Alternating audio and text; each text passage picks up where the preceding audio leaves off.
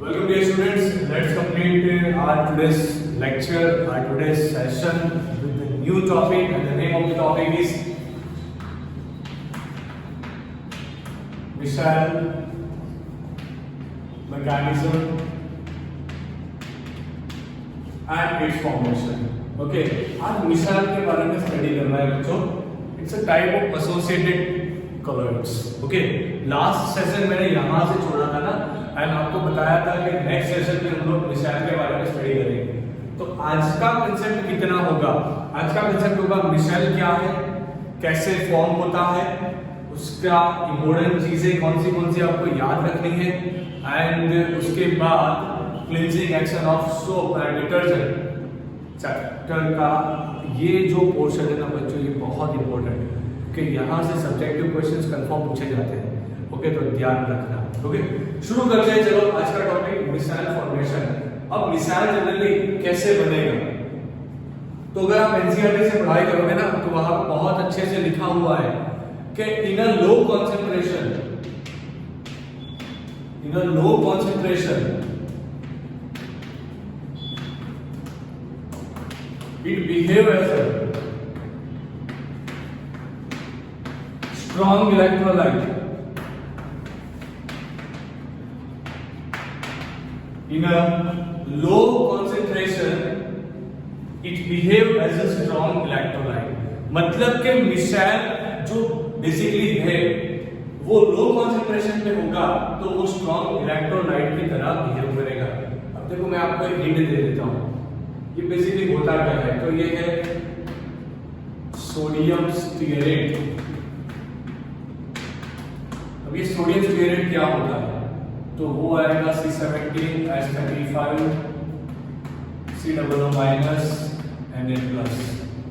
इसे बोला जाता है sodium stearate. Clear? It's a sodium salt of fatty acid. Fatty acid का सोडियम सॉल्ट है. ओके, अब देखो यहां पे आप देख सकते हो कि यहाँ पे एक एनायन प्रेजेंट है एंड बच्चों की कैटायन प्रेजेंट है. मतलब कि यहाँ पे दो चीजें प्रेजेंट है. एक है हमारा एनायन, दूसरा है हमारा कैटायन. अगर आपने इसे पानी में डाला तो पानी में जाके बच्चों यहाँ से दोनों चीज अलग हो जाएगी. C17H35 COO- Na+. अगर बच्चों लो कंसंट्रेशन होगा, मतलब कि इसका कंसंट्रेशन लो होगा, मतलब कि नंबर ऑफ मॉलिक्यूल्स इसके कम होंगे, तब ये स्ट्रॉन्ग इलेक्ट्रोलाइट की तरह बिहेव करेगा. पर जब सफिशिएंट कंसंट्रेशन पे बढ़ेगा, उस कंसंट्रेशन को बोला जाता है CMC, क्रिटिकल मिसाइल कंसंट्रेशन. क्या बोला जाता है? Critical missile concentration. वो हर किसी के लिए डिफरेंट होता है. एक पर्टिकुलर कंसंट्रेशन के बाद ये चीज एज अ कोलॉइड काम करेगी. दिमाग में गया? एक पर्टिकुलर कंसंट्रेशन के बाद वो पर्टिकुलर कंसंट्रेशन कहलाता है CMC. एक पर्टिकुलर कंसंट्रेशन के बाद आपका ये वाली चीज वो काम करेगी as a colloid. As a colloid ये काम करेगी. Okay, and eight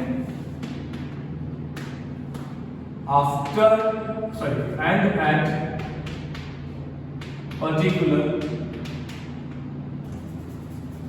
eight fix temperature. एंड वो जो बच्चों फिक्स टेम्परेचर है उसे बोला जाता है क्राफ्ट टेम्परेचर.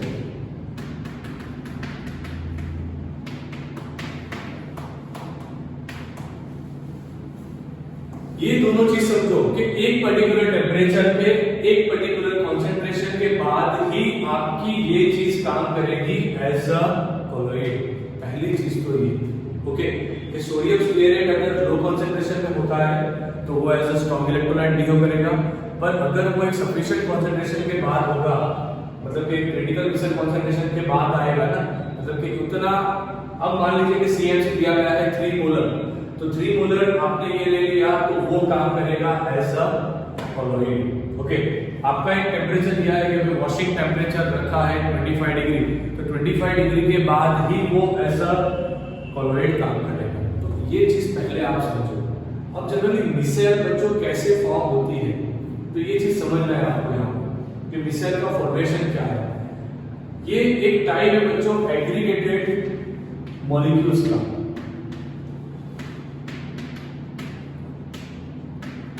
क्या मतलब होता है इसका? एग्रीगेटेड मॉलिक्यूल्स से मतलब क्या है इसका?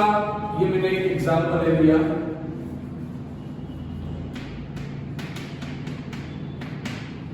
ये हो गया मेरा मॉलिक्यूल, ओके, सोडियम स्टीरेट का नहीं है पर ये एक छोटा सा मॉलिक्यूल ले लिया।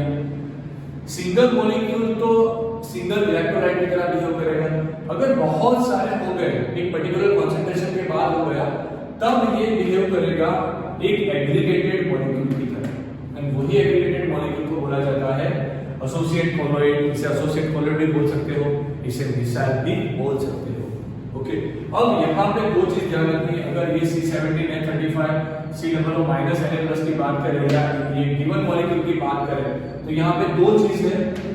ये वाला जो बच्चों पोर्शन है यहाँ पे Na+ को मैं यहाँ से थोड़ा सेपरेटली लिख रहा हूं, तो ये वाला जो पोर्शन है ये है हमारा हाइड्रोकार्बन टेल। ये हमारा हाइड्रोकार्बन टेल है। जैसे आप जानते हो कि हाइड्रोकार्बन पोर्शन वाटर रिपेलिंग होता है, ये वाटर रिपेलिंग होता है। नाउ डियर स्टूडेंट्स, ये चीज तो पानी में डालने वाले थे, सही है। मतलब सॉल्वेंट हमारा कौन सा है? सॉल्वेंट हमारा बच्चों कौन सा है? पानी में। अब ये वाले पोर्शन को सॉल्वेंट से प्यार नहीं, मतलब क्या हुआ बच्चों कि ये वाला पोर्शन लायोफोबिक है।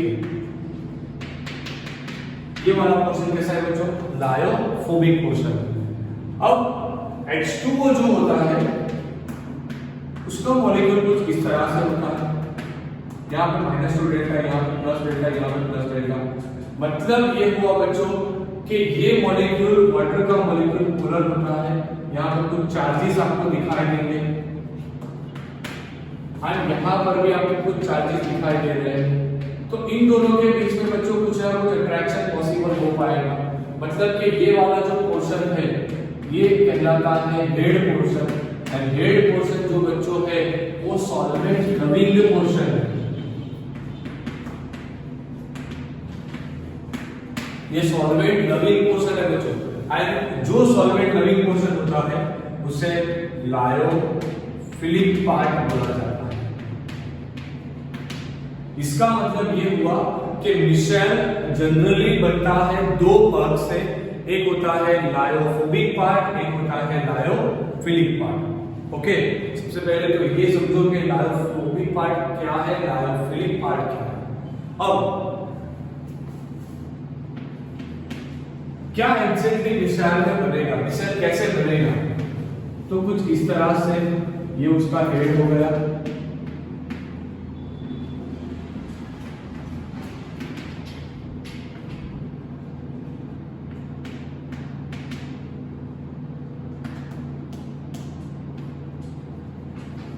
ये सारे मिसाइल में मॉलिक्यूल ड्रॉ कर दिए। अब मान लीजिए ये सारी चीजें यहां से आयन से बन रही है। इसी वजह से इसे कई बार बोला जाता है आयोनिक मिसाइल। इसे क्या बोला जाता है? Ionic missile. ये चीज ध्यान रखना। अब बात आती है इसके क्लींजिंग एक्शन की कि ये क्लींजिंग एक्शन कैसे करता है, कैसे ये क्लीनिंग प्रोसीजर कर पाता है। तो देखो बच्चों होता क्या है जनरली, हम यहाँ पे पानी ले रहे हैं। पानी में मैंने एक कपड़ा रखा हुआ है जहां पे कुछ ऑयल वाला पोर्शन होगा, मतलब एक ऑयल का दाग लगा हुआ है, ओके। अब जैसे ही मैं इसके अंदर सफिशिएंट मात्रा में सोप डालूंगा या फिर डिटर्जेंट डालूंगा, जो सोप होता है बच्चों वो सोडियम सॉल्ट होता है और जो डिटर्जेंट होता है वो उसका सल्फेट सॉल्ट होता है। क्लियर, ये चीज ध्यान रखना। सोप या फिर डिटर्जेंट आप डालोगे एक सफिशिएंट अमाउंट में डालना है आपको, मतलब कि उसका सीएमसी क्रॉस करना है एंड एक पर्टिकुलर टेम्परेचर पे डालना है, तभी क्लींजिंग एक्शन अच्छे से हो पाएगा। तब होगा क्या, ये ऑयल के पास ये जो हाइड्रोकार्बन टेल है वो जाके चिपक जाएगा। देखो ध्यान से, ऑयल के पास जाके हाइड्रोकार्बन पार्ट चिपक गया, क्योंकि हाइड्रोकार्बन जो पार्ट है बच्चों, ये वाला पार्ट ये ऑयल के साथ अट्रैक्टेड हो जाता है। एंड जो हेड वाला C=- वाला पोर्शन था जो बाहर रह रहा था, वो किसके साथ अट्रैक्टेड है बच्चों, वो H2O के मॉलिक्यूल मतलब के सॉल्वेंट के मॉलिक्यूल के साथ अट्रैक्टेड है। ये चीज ध्यान रखो। तो होगा क्या, सॉल्वेंट का मात्रा ज्यादा है, मतलब के सॉल्वेंट का अट्रैक्शन फोर्स भी ज्यादा आएगा एंड ये दोनों आयनों के बीच, पोलर आयनों के बीच जो डाइपोल का अट्रैक्शन बनेगा वो बहुत ज्यादा स्ट्रांग बनेगा। उस वजह से ये फोर्स ज्यादा हो जाता है एंड ये फोर्स ज्यादा होने की वजह से पूरा मिक्सचर, पूरा मॉलिक्यूल ऑयल को साथ में लेते हुए बाहर निकल जाता है। अब होगा क्या, अपना कपड़ा साफ हो गया, पर ये जो ऑयल वाला पोर्शन था वो मिसाल के साथ रहते ही पानी में चला गया। मतलब कि इस तरह से क्लींजिंग एक्शन काम करता है। ओके, समझ में आ गया? तो सारी चीजें बच्चों बहुत अच्छे तरीके से आप एक बार बुक निकाल के देखो एंड वहां से एक बार अच्छे से पूरा कंसेप्ट स्टडी कर लो। बस आज के लिए बच्चों इतना ही। हम सर आपको पूरा सेशन अच्छे से समझ में आया होगा। आज का जो टेस्ट है और today's test, wish you best of luck. Okay, so अच्छे से टेस्ट देना। कल मिलेंगे नए सेशन के साथ। कोलोइड्स के ऊपर ही काम करना है। Take a screenshot.